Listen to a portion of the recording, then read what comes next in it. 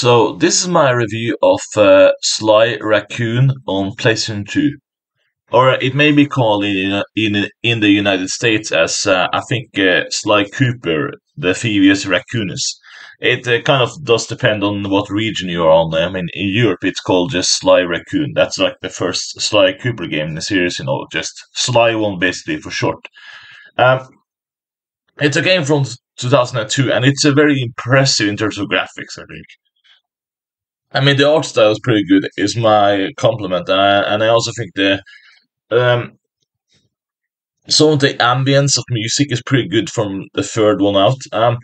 I only think my criticism is that it starts a little bit weak. The first, I will say, like the first part of the game is real not all that interesting in terms of the levels you are in, but it does get better in the mugshot level. In the second level of the game. That's kind of when it actually gets kind of good, I think, in terms of level design and such.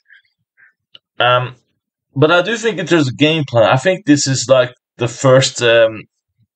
This is like the first one, but I think the second and third game did better in terms of gameplay. It just improved in every single way. I think this just was a fun way to go in step of what it could be, but.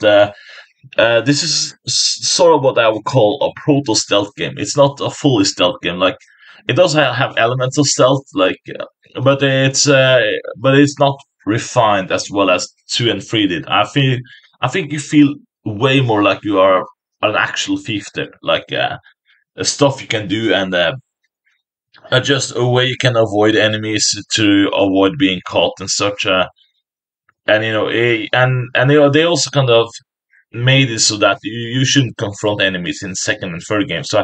So that's in lots of ways a better stealth game in my view. This is more what I would call more of an adventure game with stealth mechanics or some proto stealth mechanics in it. It's more of an adventure action game with some proto stealth element. Um, and it's also interesting. I think they are, in a sense, I think they actually wanted Murray, the purple hippo or something. I think they wanted him to be sort of like a stupid character that is part of the group. Maybe this was made so that you could kind of relate to it. You kind of look up to the other guys who are the one is the leader and the other one is the intellectual one. And I think that's kind of what they wanted to do with the Murray character in the first game. I guess they changed that in the second game, where it's more of a.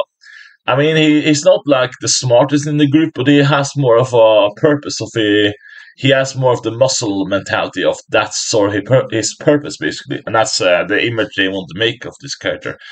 I guess the reason is maybe that it won't make much sense to have a stupid character in your group. If you are actually working as a team, realistically speaking, you would hire someone who doesn't know his job, So I think that may be why they changed the character Murray. But it's kind of cool though that the intention was there. But I see it wouldn't realistically make sense. So that's probably why they changed it in the second game. You want someone who is competent, so it makes sense. At least I'm gonna assume that's what they wanted from the beginning, but they changed in the second game. From what I can get behind the character design and development. Um, so I guess there's also some things they also fixed in the second and third game, like Carmelita's projection is a little bit off in this game. Like I think she looks way like a giant almost, when she's like away from the camera shooting at you. And yeah, I always thought that looks kind of odd, a little bit weird in this game, because she looks really huge, when even though she should be a little bit more smaller in general. But yeah, they my point is, in lots of ways, Sly 2 and 3 just fixed everything. Yeah, I think those are just the best refined games in the series, really. But this is not a terrible game. It's in terms of the story and atmosphere and such like stuff like that, I think this is actually the best in the series. But in terms of just the fun gameplay and stuff, I will have to say just go with 2 and 3. So I guess my rating will be 7 out of 10. It's just it's okay, but yeah, in my view, I would say that they just got better after this. So yeah. Yeah, so thank you for listening to my review, and bye. Now, I guess I forgot to add one more thing. This is also like I think the hardest game in the series.